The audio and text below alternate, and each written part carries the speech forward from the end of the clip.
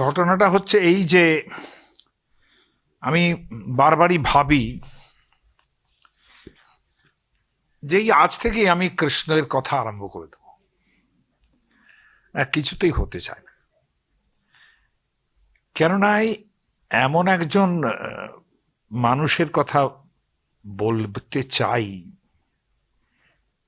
আসলে তিনি এখানেই প্রথমেই বলা হবে, ভাগবত পুরাণের প্রথম স্কন্ধে প্রথম অধ্যায় বলা হবে যে কপট মানুষ, কপট মানুষ। এই প্রথম থেকেই যে কপটতা শুরু হয়েছে, তাই না? তার জন্য তো সময় লাগে। ফলে ভাগবত পুরাণ যেভাবে আরম্ভ হচ্ছে তাও তো অন্য পুরাণগুলোর মতো নয়, সেটাও তো দেখার মতো। আজকে মৎস্য পুরাণ বলুন, বলুন, তার একটা ছাঁচ আছে সর্বত্র। যেখানে আমি এখানে ভাগবত পুরাণ বলতে এলাম, তা প্রথমে নিগমকল্পতরোর গলিতং ফল শুকমুখাদমৃত দ্রব সংগীত। মাহাত্ম পরে বলে, এখানে মাহাত্ম আগে। যে কিরকম ভাগবত শুনতে যাচ্ছ, অথচ প্রথমে বললো একদম ব্রহ্মের কথা বলবো। ব্রহ্ম হলে সুবিধা হতো, বেশি কথাই বলতে হতো না। একটা অনির্বচনীয় বস্তুকে কিভাবে কথা বলা বোঝানো যাবে, তাই না? একদিকে বলতাম যে নিরাকার, নির্বিশেষ, অমুক তমুক ইত্যাদি বলি, কাজ শেষ হয়ে যেত। আর সেটাকে প্রমাণ করার জন্য তো শঙ্করাচার্যই আছেন, তার জন্য তো বেশি দরকার কিছু হবে না। কিন্তু গূঢ় কপট মানুষ, এই কপট লোকটা আপনি চিন্তা করুন, এতটাই কপট যে কি অবস্থা দাঁড়ায়। ব্রজে প্রসিদ্ধম নবনীত চোরম, ব্রজে প্রসিদ্ধম নবনীত চোরম, গোপাঙ্গনানাং চ দুকুল চোরম, অনেক জন্মার্জিত পাপ চোরম, চৌড়াগ্রগণ্যম পুরুষং নমামি। ভাবুন তো, চোরদের একজন নায়ক, তাকে প্রণাম করছি। এই যে এত বড় একটা বিরোধাভাস অলংকার, এত বিরোধী চোর একটা লোক, তাকে প্রণাম করছি। শ্রীরাধিকায়া, আপনারা সব বুঝতে পারবেন এটা। শ্রীরাধিকায়া হৃদয়স্য চৌরম, নবাম্বুদশ্যামলকান্তি চৌরম, পদাশ্রিতানাঞ্চ সমস্ত চৌরম, চৌরাগ্রগণ্যম পুরুষং নমামি। ভাব, কাকে প্রণাম করছি? অকিঞ্চনীকৃত পদাশ্রিতং ইয়ো,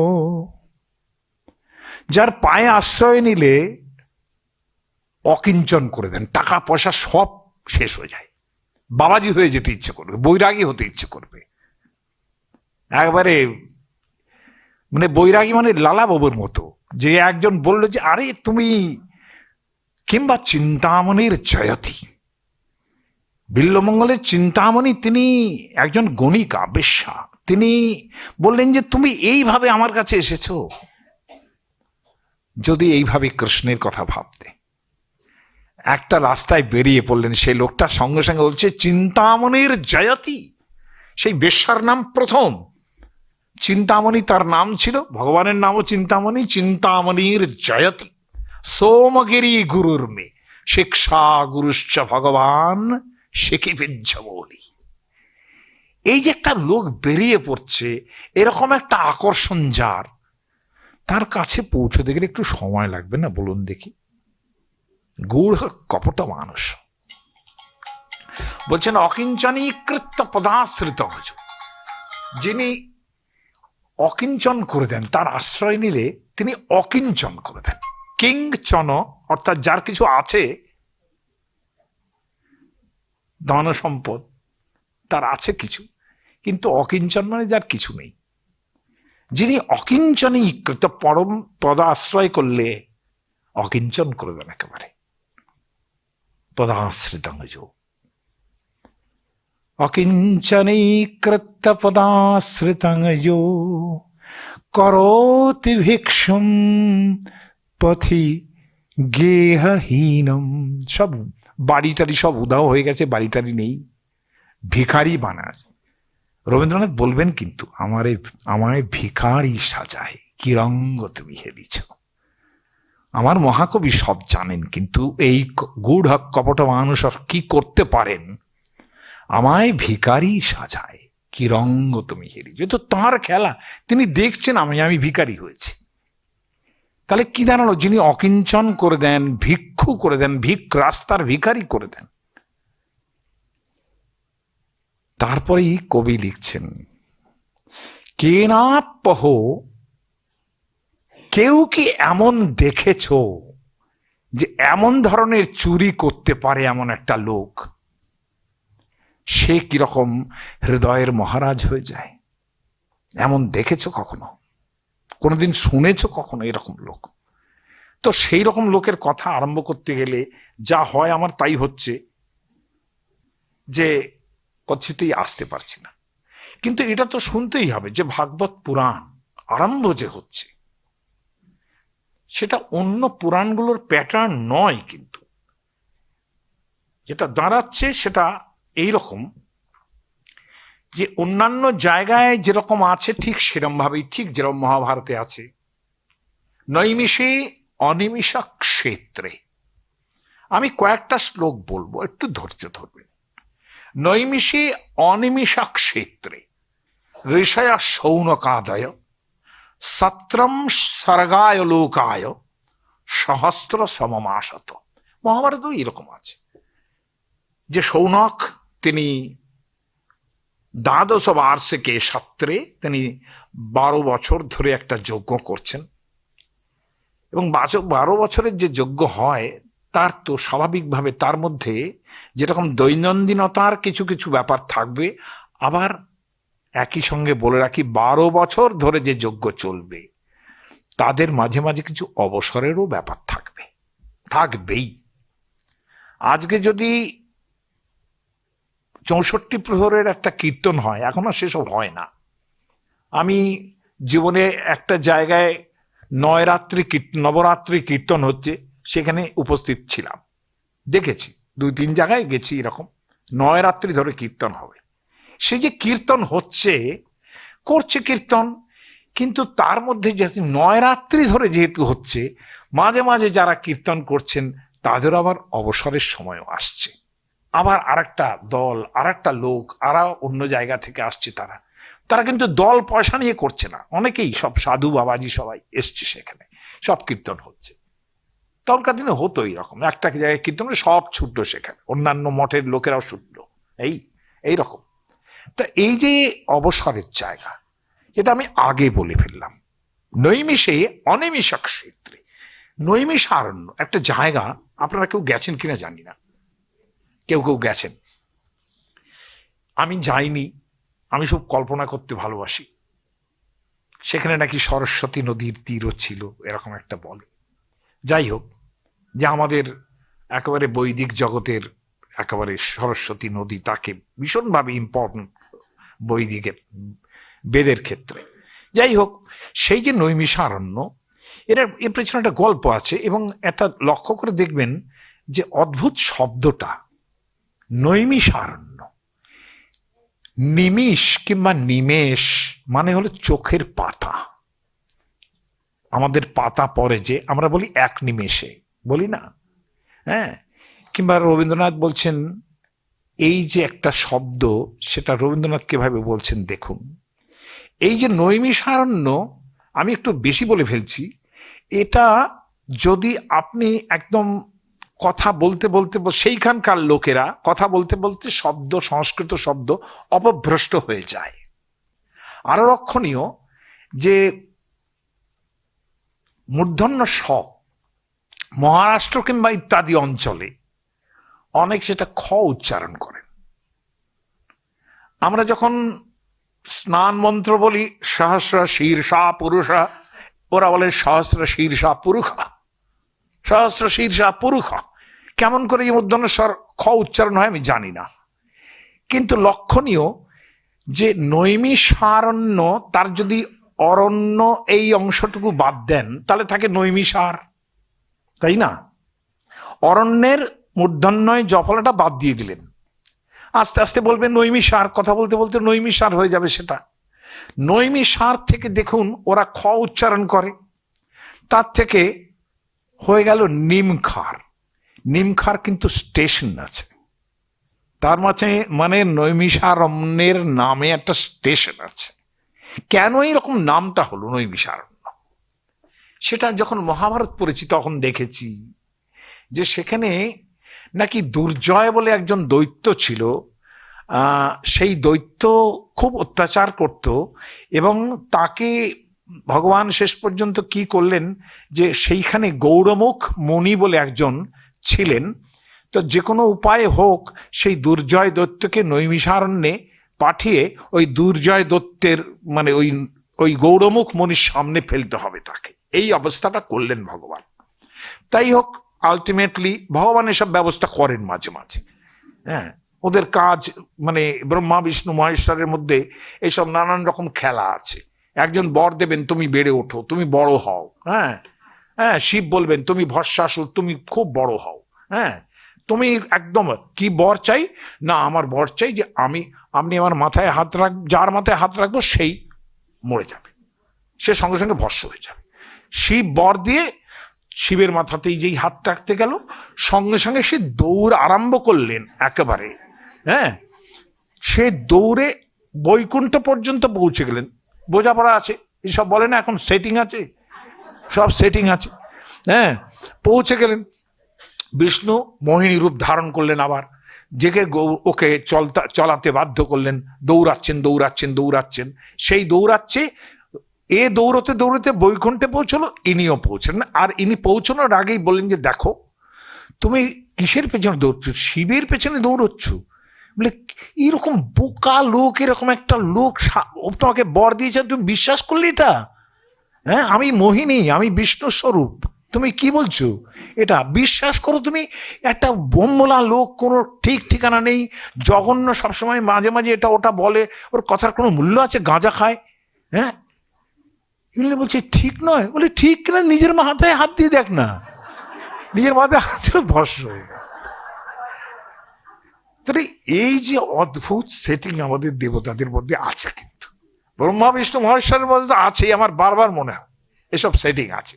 হ্যাঁ, এখন এই গৌরমুখ মুনি তিনি যেই দুর্জয় দত্তের দিকে তাকালেন, এক নিমেষেই সে ভস্ম হয়ে গেল।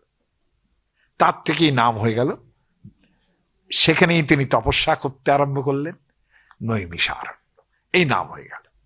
যার জন্যে অদ্ভুত একটা শব্দ বলছেন এখানে। আমাদের ভাগবত পুরাণের কবির যে শব্দ মন্ত্র না, দেখার মতো একেবারে। তিনি বলছেন নৈমিষে, কেন নৈমিষে অনিমিষ ক্ষেত্রে, অনিমিষ মানে ক্ষেত্রটা যেখানে নিমেষ পড়বে না। ক্ষেত্রটা এইরকম যেখানে ভগবানের কথা শুনবেন, যেখানে নানান রকম এই মহাভারত থেকে পুরাণ কথা আরম্ভ হয়ে আপনি অনিমিষ ক্ষেত্র। তার মানে নৈমিষার বন একদিকে যেমন নিমেষে দৈত্য ধ্বংস হলো, আর একদিকে তপস্যার একেবারে চোখটা খুলে গেল। সেটা কিরকম চোখ? তদ বিষ্ণু পরমং পদম সদা পশ্যন্তি সূরয় দেবীব চক্ষুর আততম। এই যে চক্ষুর আততম, আতত মানে খোলা চোখ, তার মানে অনিমিষ, তাই না? রবীন্দ্রনাথ লিখছেন রৈব চেয়ে অনিমিখে, লেখেননি? রৈব চেয়ে অনিমিখে।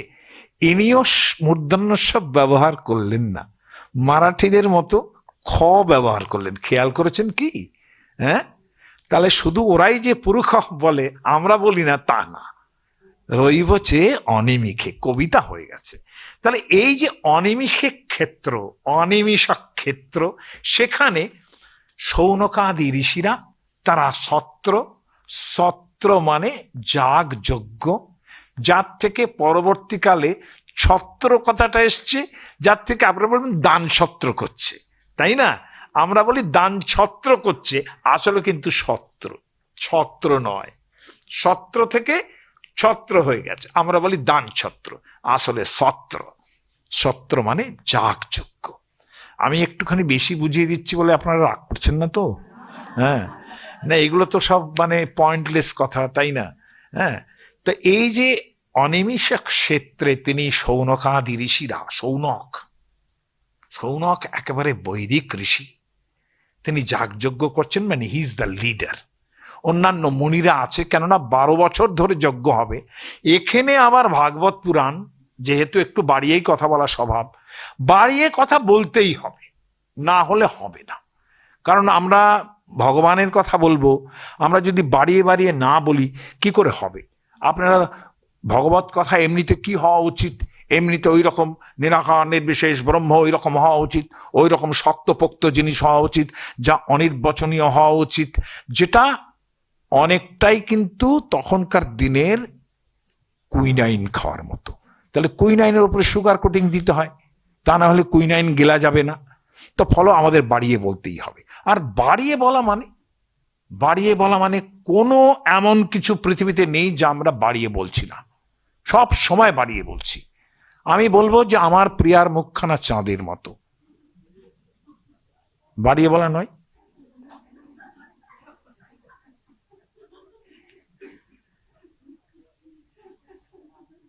প্রথম থেকে বাড়িয়ে বলে একটা প্রেমের মতো জায়গা, যেখানে ভালোবাসছি একজনকে, প্রথমেই মিথ্যা কথা বলছি যে তোমার মুখের মতো মুখ আমি জীবনে দেখিনি কোথাও।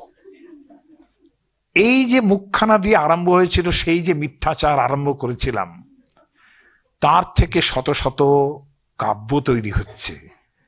এই কাব্যগুলো তাহলে সব মিথ্যা। আসল কথা,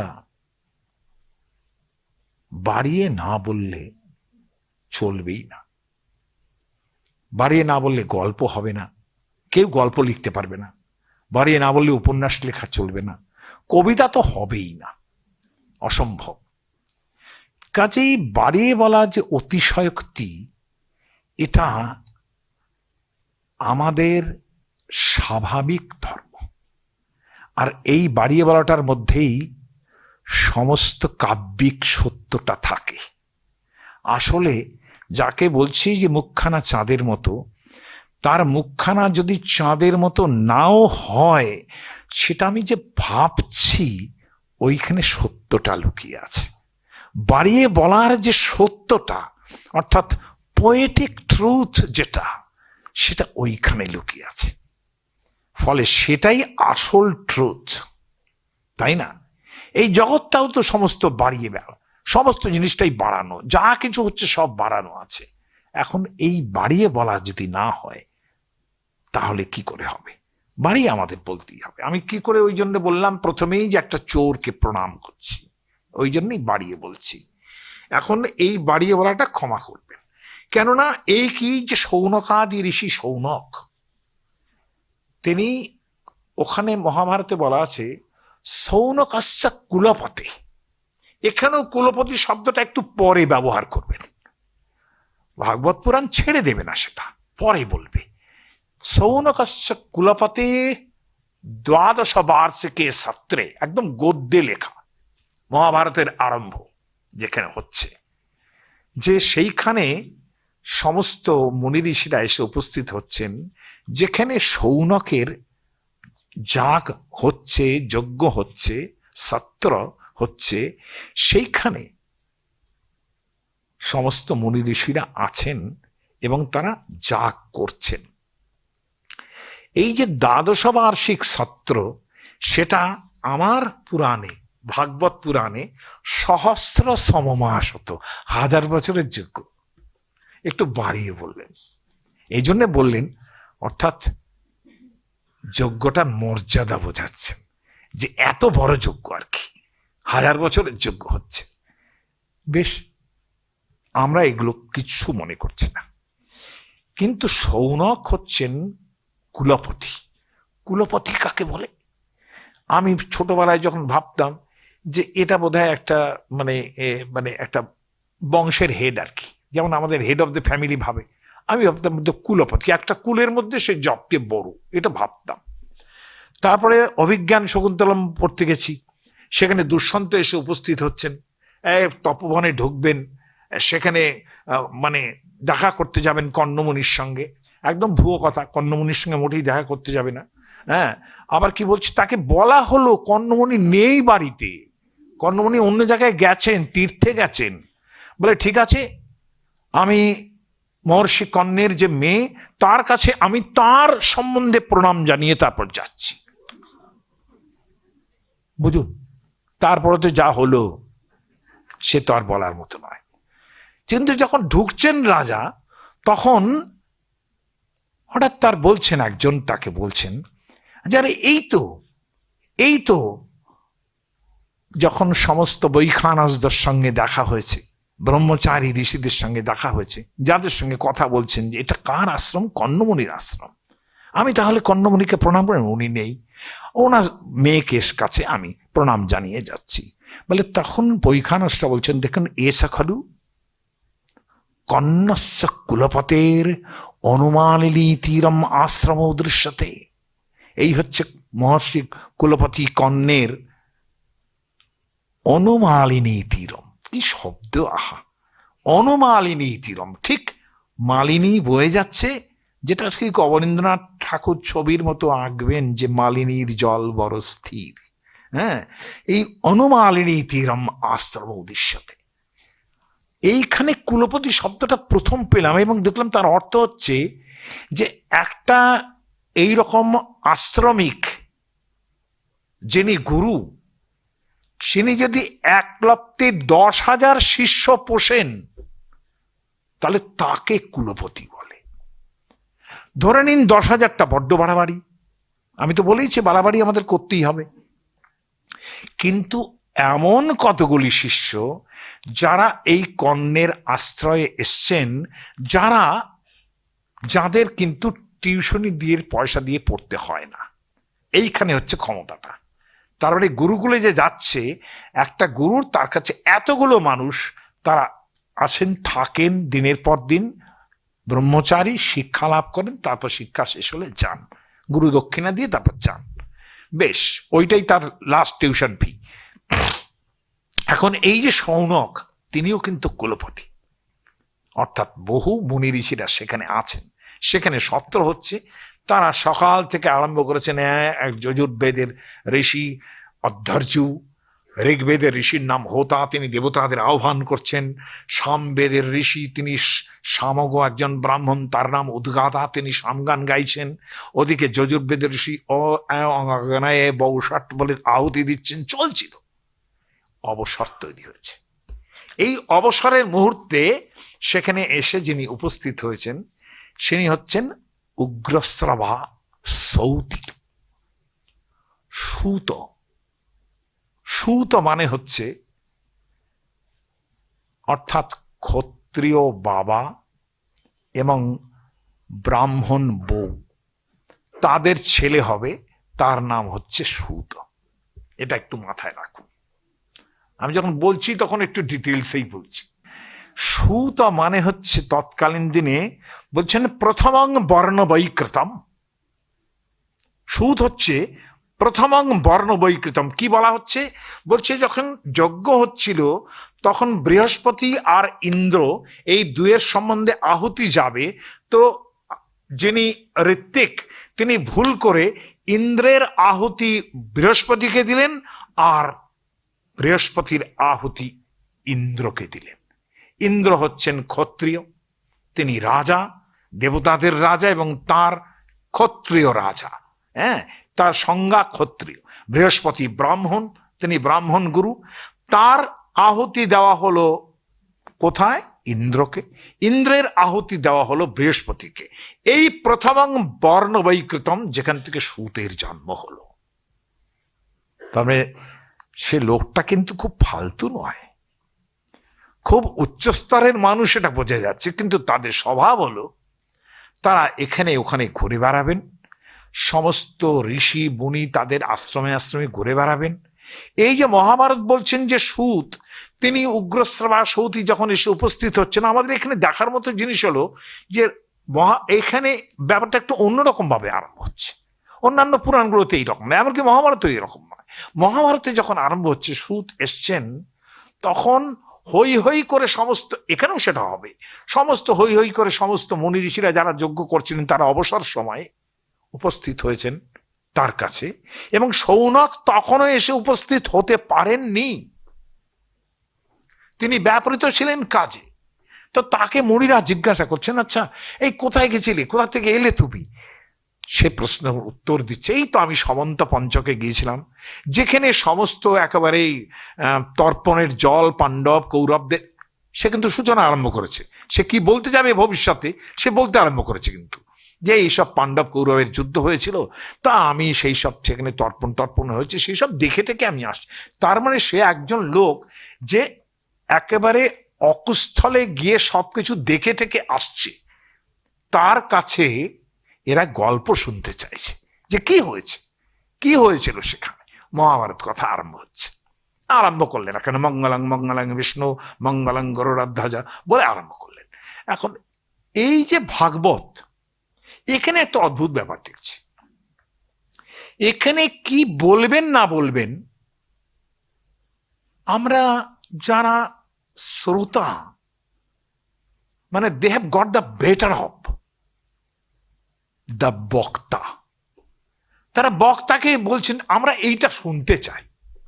তুমি তো অনেক কথা মহাভারত বলেছো, পুরাণ বলেছো, অমুক বলেছো, তমুক বলেছো, আমরা এইটা শুনতে চাই।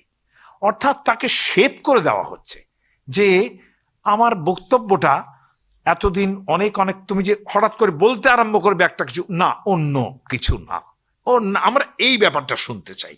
তারা বলছেন যে তয়া খলু পুরাণানি সে ইতিহাসানি চানঘ আখ্যাতান্ন পথিতানি ধর্মশাস্ত্রানি চান্নত। আমরা, হ্যাঁ আপনি সমস্ত তুমি সব পুরাণগুলো পড়েছো, তুমি সমস্ত ইতিহাস মানে রামায়ণ মহাভারত সব এগুলো পড়া নয়, অর্থাৎ তুমি জানো, বলেছো। আখ্যাতানি তুমি বলেছো, এবং অধীতানি পড়েওছো, ধর্মশাস্ত্রানি চান, এবং সমস্ত ধর্মশাস্ত্র তোমার পড়া আছে। ধর্মশাস্ত্র মানে কি? ধর্মশাস্ত্র মানে হচ্ছে the books of law, the books of jurisprudence, books of discipline. আমাদের ভারতবর্ষে ধর্ম বলতে কখনো রিলিজিয়ান বোঝানো হয়নি। ধারণা ধর্ম, যা ধারণ করে সেটা হচ্ছে ধর্ম। সেখানে ধর্ম বলতে লোক ব্যবহার থেকে আরম্ভ করে, এথিক্স থেকে আরম্ভ করে, মোরালিটি থেকে আরম্ভ করে, জুরিসপ্রুডেন্স থেকে আরম্ভ করে সবকিছু ধর্মের আওতায়। যার জন্যে ধর্ম ব্যাপারটা একটা বিশাল ব্যাপার ভারতবর্ষে, সেখানে সব কিছু আছে। Even the religion is also a part only, সামান্য একটা পার্ট, তার মধ্যে আরো অনেক বড় বড়। সেই জন্যই বলছেন ধর্মশাস্ত্র আমি জানত, তুমি ধর্মশাস্ত্রগুলো জানো। জানি বেদ বিধান শ্রেষ্ঠ। এইবার আস্তে আস্তে আসছেন, এবং আমি যে জায়গাটায় যেতে চাই সে জায়গাটায় আস্তে আস্তে পৌঁছচ্ছি। বলছেন যে তুমি শ্রেষ্ঠ, যে ভগবান বাদরায়ণ। কি অসম্ভব একটা ব্যাপার দেখুন। আমাকে একজন ইউটিউবের লোকজন প্রশ্ন করেছিল যে ওনার বসতি কোথায় ছিল, কোথায় তিনি থাকতেন। দেখুন, ব্যাস কোথায় থাকতেন এটা নিয়ে কথা হয় না, ব্যাস কোথায় তপস্যা করতেন এটা নিয়ে কথা হয়, তাই না? সেটা সবসময় বদরিক আশ্রম। তার নাম কখনো, তিনি এইখানে জন্মেছিলেন তো দ্বীপের মধ্যে, তাই না? একটা ট্রাভেলিং মানুষ, তিনি ঘুরে ঘুরে বেড়াচ্ছেন, আর তপস্যা করার জন্য সবসময় বদরিক আশ্রম। আর আশ্চর্য লাগবে, বদরি মানে কি? কুল, চিন্তা করুন, কুল গাছগুলো আছে যেখানে, কাঁটাওয়ালা কুল গাছ, সেখানে বসে বসে তপস্যা করে। আমি জানি না এরকম বন্য কুলের গাছ হয় কিনা হিমালয়ে, নিশ্চয়ই হয়। তা না হলে এই বদরিক আশ্রম কেন এত বিখ্যাত হবে? সেই ভগবান বাদরায়ন।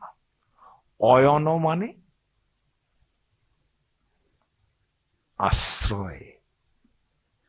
রামই যার কথার আশ্রয়, সেটা হচ্ছে রামায়ণ, তাই না? অয়ন মানে আশ্রয়। আমি সেবা পরায়ণ, মানে সেবায়টাই আমার একমাত্র পরম আশ্রয়। বুঝতে হবে এই শব্দগুলো। ভাগবত পুরাণ শুনবেন, এসব শব্দ বুঝবেন না তা তো হবে না, তাই না? আর আমি তো আসলে আদতে মাস্টার, এই আমার এক বিপদ হয়। কথা বলতে গেলেই শিক্ষা দিয়ে ফেলি। কথা বলবো না, শিক্ষা দেব, এটা খুব খারাপ অভ্যাস। অধ্যাপনাটা চলে না, তো আপনাদের সামনে আমি অধ্যাপনা করে যাচ্ছি, তাই না? আপনারা প্রত্যেকেই যথেষ্ট বিদ্বান মানুষ। জানি বেদ বিদাং শ্রেষ্ঠ ভগবান বাদরায়ণ, অন্যে চ মুনয়ে সুত পরাবর বিদো বিদু। পরাবর, পর এবং অবর। পর মানে এমন হতে পারে যে যুষ্মদ অস্মৎ প্রত্যয়। অবর, অবর মানে অন্যটা। পর মানে একরকম। পর মানে শ্রেষ্ঠ, অবর মানে না শ্রেষ্ঠ, তাই তো হতে পারে, তাই না? তার মানে কেউ এটাকে বলছেন যে না, এরকম ভাবে না, এরকম হতে পারে অতীত এবং অনাগত ভবিষ্যৎ, এরকম হতে পারে। আবার এমন হতে পারে যুষ্মদ অস্মৎ প্রত্যয়, যা দিয়ে শঙ্করাচার্য আরম্ভ করছেন তার ব্রহ্ম জিজ্ঞাসা, তাই না? যে অস্মৎ আমি মানে হচ্ছেন তিনি, আর যুষ্মৎ মানে তুমি। এই যে আমি তুমি, এই জগৎ আর আমি, এইটা তো দুটো আলাদা। তাহলে একটা পরম যেটা আমি ব্রহ্ম, আর একটা যুষ্মৎ। এই যে যুষ্মদ অস্মৎ প্রত্যয়, আমি তুমির যে প্রত্যয়, এটাও হতে পারে পরাবর। কিন্তু এই পরাবরকে যিনি জেনেছেন, হ্যাঁ, সেই বেদবিদাং শ্রেষ্ঠ, সমস্ত বেদ জানেন যিনি, সেই ভগবান বাদরায়ণ। বাদরায়ণের কথা বলি, আমার অদ্ভুত একটা জিনিস লাগে যে তার কতখানি শক্তি। ব্যাস, ব্যাস মানে তো এমনিতে বিস্তার। সমাস মানে যেমন সংক্ষিপ্ত, মহাভারতের মধ্যে বলা হবে যে সমাস ব্যাস, ব্যাস আর সমাস। এই যে সমাস মানে সংক্ষিপ্ত, ব্যাস মানে বিস্তার।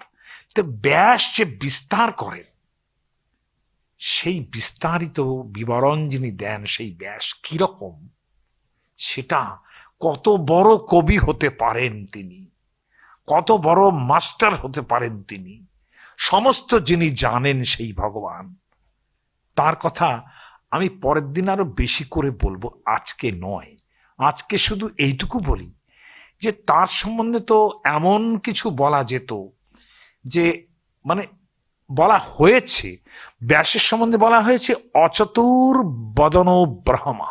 এই যে বাদরায়ণ কথাটা, অচতুর বদন ব্রহ্মা, তিনি কিরকম?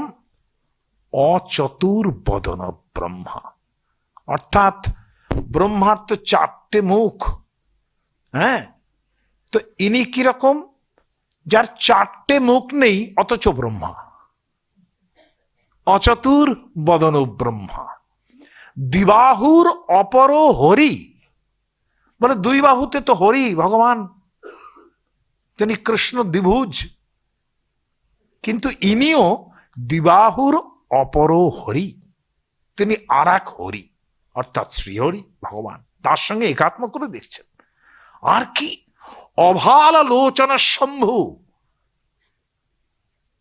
যার ভালে লোচন আছে, তৃতীয় একটা নয়ন আছে, হ্যাঁ, অভাল লোচন, ভালো মানে কপাল, কপালে চোখ থাকলে শম্ভু হয়। তো ইনি ভগবান শম্ভু, কিন্তু ভালে লোচন নেই বটে। তাহলে এই 3টে লোকের সঙ্গে একাকার করে বলা হলো অভাল লোচন শম্ভু ভগবান বাদরায়ণ। এই হচ্ছেন তিনি।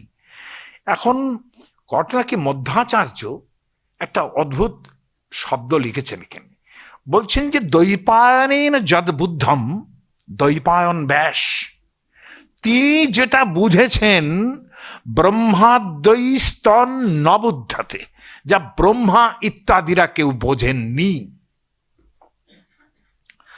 সর্ববুদ্ধম সবই বেদ, আবার অন্যেরা যা সব বুঝেছে তিনি সেটা বুঝেছেন। তদ্বুদ্ধম নান্য গোচর, আবার তিনি যেটা বুঝেছেন তা অন্যের গোচর নয়। একদম মহাভারতীয় শ্লোকের মতো। মহাভারতে বলার সম্বন্ধে বলা হচ্ছে যদ ইহাস্তি যদ ইহ অস্তি তদ অন্যত্র, যা যা এখানে বলা হচ্ছে তা অন্যত্র আছে। যন নেহাস্তি নকুত্রচিত, যা এখানে নেই তা কোথাও নেই। তাহলে এই যে ব্যাপারটা, তাহলে কি দাঁড়ালো? সর্ববুদ্ধং সবই বেদ, সমস্ত যা বোঝার লোক যারা বুঝেছেন তিনি সেটা বুঝেছেন, আবার তিনি যেটা বুঝেছেন তদ্বুদ্ধম নান্য গোচর, সেটা অন্যের গোচর নয়। এই হচ্ছে ভগবান ব্যাস। এবার উগ্রশ্রবা সৌতির কাছে তার বাবাকে, সৌতি বারবার বলছি ইম্পর্টেন্ট হয়ে উঠবে তার বাবা রোমহর্ষণ, অর্থাৎ রোমহর্ষণ সূত, তাকে ভগবান ব্যাস ডাইরেক্টলি মহাভারত শিক্ষা দিয়েছিলেন। কপট মানুষ যা যিনি বলবেন তার কথা তো বলতে হবে, তাই না? তার কথা না বললে পরে আমি কোথায় যাই? তো ব্যাস হচ্ছেন সেই মানুষ যার ডাইরেক্ট শিষ্য হচ্ছেন রোমহর্ষণ, তিনিও সূত। তাকেই যেমন সুমন্তু তার এক শিষ্য ব্যাসে তাকে অমুক বেদ শেখাচ্ছেন, আর একজন তাকে অমুক বেদ শেখাচ্ছেন, তার ছেলে সুখকে অমুক বেদ অমুক শেখাচ্ছেন, তমুক শেখাচ্ছেন, 5 জন তার শিষ্য। তার মধ্যে রোমহর্ষণ হচ্ছেন যাকে মহাভারত পুরাণ ইত্যাদি শিখিয়েছেন। বলে তার নাম রোমহর্ষণ কেন? পুরাণ বলছে যে তিনি যখন কথা বলবেন, পুরাণ কথা বলবেন, রোমানি হর্ষয়ান চক্রে, তিনি কথা বললে পরে সমস্ত মানুষের রোম খাড়া হয়ে উঠবে, এই জন্য তার রোমহর্ষণ এই নাম। এই উগ্রশ্রবা হলেন সেই রোমহর্ষণের ছেলে, তিনিও একই রকম ভাবে কথা বলতে পারেন। রোমহর্ষণের সময় শেষ হয়েছে, তিনি মহাভারত কথা শেষ করেছেন। কিন্তু মহাভারত কথা আলটিমেটলি শৌনকের কাছে যিনি বলছেন তিনি কিন্তু এই উগ্রশ্রবা সৌতি, যিনি ভাগবত পুরাণও বলবেন।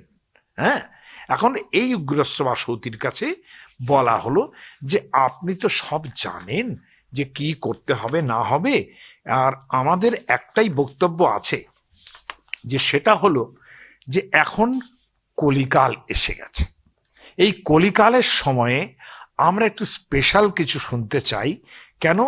যে অথ আখ্যাহি হরের ধীমন, আপনি ভগবান শ্রীহরির কথা বলুন, তার অবতার কথা শুভা, তার অবতার গ্রহণ যেসব অবতার গ্রহণ করেছেন তার কথা বলুন, যে আপনি এই কথাগুলো পড়ুন। এবং কেন?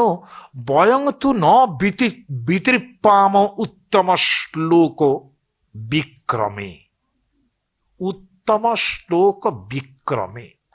উত্তম শ্লোক মানে ভগবান, যার সঙ্গে উত্তম ভাবে যার কথা শ্লোক রচনা হয়েছে, যার সম্বন্ধে উত্তম শ্লোক সম্বন্ধে আরো অর্থ করা যায়, আমি যাচ্ছি না তার মধ্যে, একটাই কথা বাড়িয়ে বাড়িয়ে বলে ফেলছি যে বয়ং তু ন বিতৃপ্যাম, আমাদের তৃপ্তি হয় না তার কথা শুনে।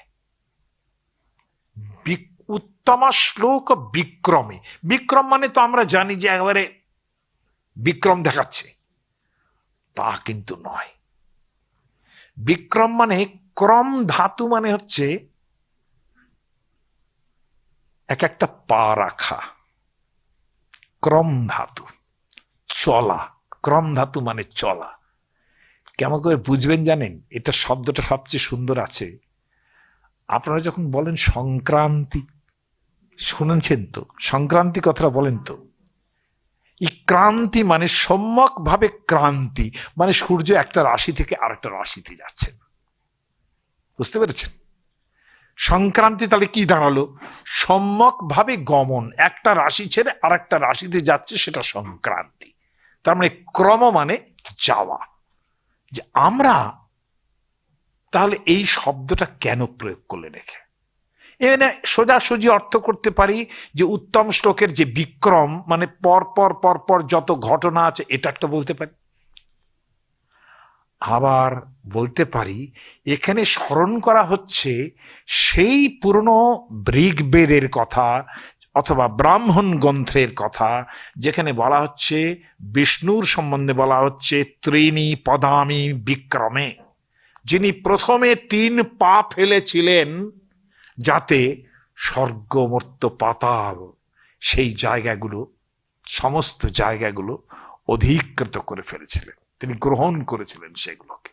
তাহলে তাও তো হতে পারে। তাহলে উত্তম শ্লোকের এই যে বিক্রম পাদ বিহরণ, এক একটা করে পা ফেলছেন, কত কত পা ফেলেছেন, কত কত কাহিনী তৈরি হয়েছে। বলছেন আমাদের সেগুলোতে কোনো অতৃপ্তি নেই, সবসময় মানে তৃপ্তি পাই না কোনো। যচ্ছিন্নতাং রসজ্ঞানাম স্বাদু স্বাদু পদে পদে। ভাগবত পুরাণ।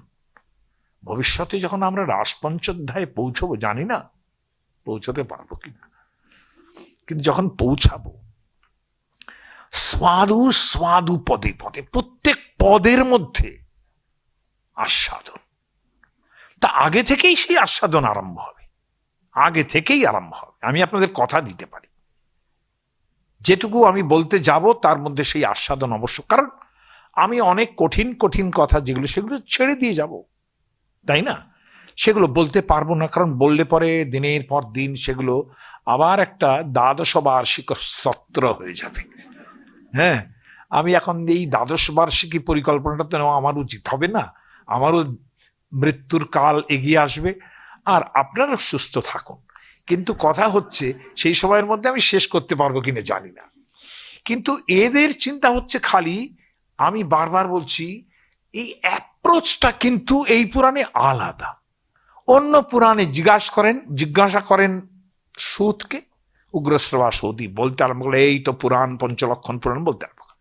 কিন্তু এখানে কি বলবেন আপনি, সেটা শ্রোতারা ঠিক করে দিচ্ছে, শ্রোতারা ঠিক করে দিচ্ছে। তার মানে এখানে সহৃদয় যারা আছেন তারা কিন্তু আগে থেকে তাদের সম্বন্ধে একটু একটু নিশ্চয়ই জানেন। তা না হলে কেন এই কথা বলছেন যে আপনি বলতে থাকুন? কারণ অন্যান্য জায়গায় কিছু কিছু শুনে এসছেন, তার কথা মহাভারতে শুনে এসছেন, অন্য জায়গায় শুনে এসছেন, কিন্তু আরো যেসব কথা বাকি থাকলো তার সূত্র মাত্র পেয়েছেন কোথাও কোথাও, কিন্তু ডিটেলস জানেন না। আর জিজ্ঞাসা শব্দের অর্থ কি? কিঞ্চিৎ জ্ঞাতে কিঞ্চিৎ অজ্ঞাতে জিজ্ঞাসা ভবতি। একটু আপনি জানেন, অনেকটা জানেন না, জিজ্ঞাসা তৈরি হবে। কিন্তু যে লোক কিছুই জানে না তার কোনো জিজ্ঞাসা তৈরি হবে না, আর যে লোক সম্পূর্ণ জানে তারও জিজ্ঞাসা তৈরি হবে না। ফলে কিঞ্চিৎ জ্ঞাতে কিঞ্চিৎ অজ্ঞাতে জিজ্ঞাসা ভবতি, সেইখানে জিজ্ঞাসা হয়। তো এরা নিশ্চয়ই একটু একটু জানেন, ফলত বলছেন যে হ্যাঁ, আপনি কি শেপ করে দিচ্ছেন, আপনি কি বলবেন, কেন বলবেন তারও একটা কারণ দিচ্ছেন। বলছেন যে এই যে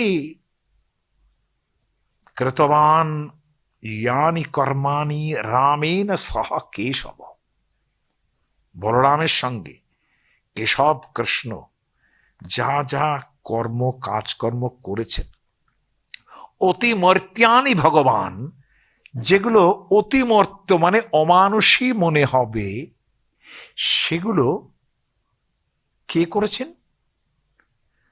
গূঢ় কপট মানুষ। সেই যে গোপন মানুষটা, যে কপট মানুষ, অর্থাৎ তিনি পরম শ্রেষ্ঠ দেবতা, তিনি কপট মানুষের কপটতায় জন্মেছেন, মনুষ্য লীলায় আছেন। ভাবটা ছোট লোকের মতো বলল, কপট মানুষ। এখানে তার ভালোবাসা যে এরম করে বলতে পারে, যিনি লীলা শব্দটাকে বলছেন গূঢ় কপট মানুষ, এখানে তার ভালোবাসা সূচিত হচ্ছে। শ্রোতা যারা তারা বিষয়বস্তুর উপর তাদের ভালোবাসা কিরকম, যে আপনি তার কথা বলবেন যিনি ভগবান বলরাম এবং কেশব, পুরনো শব্দ বলছেন, কৃষ্ণের নামও করছেন না, কিন্তু এখানে যা যা করেছেন সেই কথাগুলো বলবেন। কে করেছেন এখানে? সেই লোকটা কে? গূঢ় কপট মানুষ। তিনি কেশব নন, তিনি ভগবান শ্রীহরি নন, কিন্তু সহরামেন, ওই রামটা শুধু বলে দিলাম, বলরামটা শুধু বলে দিলাম, কিন্তু ওই যার কথা বলবেন তার নাম বললেন না, বললেন গূঢ় কপট মানুষ। সেই লোকটা কি কি করেছেন সেটা আমাদের শোনাবেন। কেন? কলিম আগত মাজনায় ক্ষেত্রেস্মিন বৈষ্ণবে বয়ম। কলি এসে গেছে, কাল কলি এসে গেছে। আসিরা দীর্ঘ সত্রেন কথায়াম সক্ষণা হরে। আমি এত দিন ধরে সমস্ত দিন রাত এই যজ্ঞ করেছি, কিন্তু কথায়াম, যদি তার কথা আরম্ভ করো, সক্ষণা হরে। ক্ষণ মানে হচ্ছে এখানে আমাদের ক্ষণ আছে, আমাদের অবসর আছে, আমাদের সেই ক্ষণটুকু হবে যে আপনি বলবেন, সেটা আমরা শুনবো। হ্যাঁ, ক্ষণ কথাটার মানে যেরকম সময়, ক্ষণ কথাটার মানে কিন্তু উৎসব, এটাও মাথায় রাখুন। তার মানে কথায়াম সক্ষণা হরে, আপনি যদি কথা বলেন, it would be our celebration, it would be a celebration rather. যদি ইংরেজিতে বলেন তাহলে এইরকম বলবেন, it would be a celebration যদি আপনি কথা বলেন। এই যে ব্যাপারটা, সেই কথাগুলো তিনি বলতে বলছেন। এবার কি জানেন তো, আলটিমেটলি বলতে আরম্ভ করবেন। বলতে আরম্ভ করে প্রথমে সূত গোস্বামী প্রথম যে শ্লোকটা পড়বেন সেটা হচ্ছে ব্যাসের প্রতি প্রণাম। এই ব্যাসের প্রতি প্রণাম যেটা হবে তং জ্ঞং প্রব্রজন্তম, এই ব্যাস চলে। প্রণাম মন্ত্রটা একটা অদ্ভুত মন্ত্র। আমি শ্লোকটাকে উচ্চারণ করে যাব, শ্লোকটা উচ্চারণ করে যাই অন্ত। ইয়ং প্রব্রজন্তম অনুপেতমপেত কৃত্যম দ্বৈপায়নো বিরহ কাতর আজুহাব পুত্রেতি তন্ময়তয়া তরবোভিনেদু স্তং সর্বভূত হৃদয়ম মুনিমানুতোষ্মি। সেই ব্যাসকে আমরা নমস্কার করি, কিন্তু নমস্কারের মধ্যে সেই সব শব্দ এলো না যেসব শব্দ আসতে পারত। যেমন ধরুন ব্যাসের নমস্কার তো আরো অনেক আছে। একটা বিখ্যাত নমস্কার যেটা ভাগবত পুরাণ বলতে গেলেও সমস্ত সাধু বৈষ্ণবরা তারা এইটা উচ্চারণ করে। শেষ লোকটা কি জানো? সেটা হচ্ছে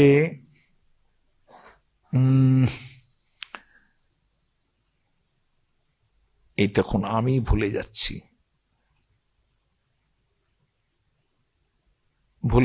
শ্লোকটা, একেবারে অন্য শ্লোক। সেখানে ব্যাসের গায়ের রঙের বর্ণনা আছে, সেখানে তার কেশ ও কলাপ আছে, মানে জটা কলাপের কথা আছে, এবং এই সব নিয়ে সেই শ্লোকটা বলা যেত, কিন্তু বললেন না। যেটা বলছেন তার মধ্যে একটা কাহিনী আছে। এই কাহিনীটা আপনাদের বলতেই হবে, এবং সেটা এত ভালো একটা কাহিনী যেটা শুনলে বুঝবেন যে কেন ব্যাসই একমাত্র উপযুক্ত এই গূঢ় কপট মানুষ কৃষ্ণের লীলা বর্ণন করার জন্যে। কেন তিনি ভাগবত পুরাণ তিনি লিখতে পেরেছেন, সেটা এই ছোট্ট তং প্রব্রজন্তম। তার যে ছেলে, আমি শুধু মানেটা বলে যাচ্ছি, তার যে ছেলে অনুপেতম অপেত কৃত্যম, যার এই দুনিয়ার কোনো কর্মের সঙ্গে কোনো আসক্তি নেই, সেই সুখ তার ছেলে সুখদেব ছুটছেন। প্রব্রজন্তম, প্রব্রজ্জা গ্রহণ করেছেন। এই প্রব্রজ্জা ব্যাসই বলেছেন তুমি যাও, তিনি যাচ্ছেন। তাহলে যিনি অনুমতি দিয়েছেন যাও, তিনি যাচ্ছেন। কি অবস্থা হচ্ছে? দ্বৈপায়ন বিরহ কাতর আজুহাব। দ্বৈপায়ন ব্যাস তিনি কেঁদে কেঁদে ডাকছেন, পুত্রেতি তন্ময়া, পুত্র পুত্র, তুমি ছেলে আমার, বাছা আমার, একবার ফিরে তাকাও। পুত্রেতি তন্ময়তয়া তরবোভিনেদু, তার উত্তর দিচ্ছে সমস্ত গাছের শাখা, এরকম ভাবে হেলে দুলে বলছে না না, আর উনি ফিরবেন না। কি অদ্ভুত কবিতা কাকে বলে! পুত্রেতি তন্ময়তয়া তরবোভিনেদু, সেই শব্দ, পুত্র পুত্র শব্দ সমস্ত বৃক্ষ শাখার মধ্যে যেন ধ্বনিত হলো, এবং তারা হাওয়ায় হাওয়ায় তুলে তুলে বলল না না না, ইনি আর ফিরবেন না। তন্ময়তয়া তরবোভিনেদু তং সর্বভূত হৃদয়ম, সমস্ত প্রাণীর হৃদয় তিনি সেই ব্যাসকে নমস্কার করি। পরের দিন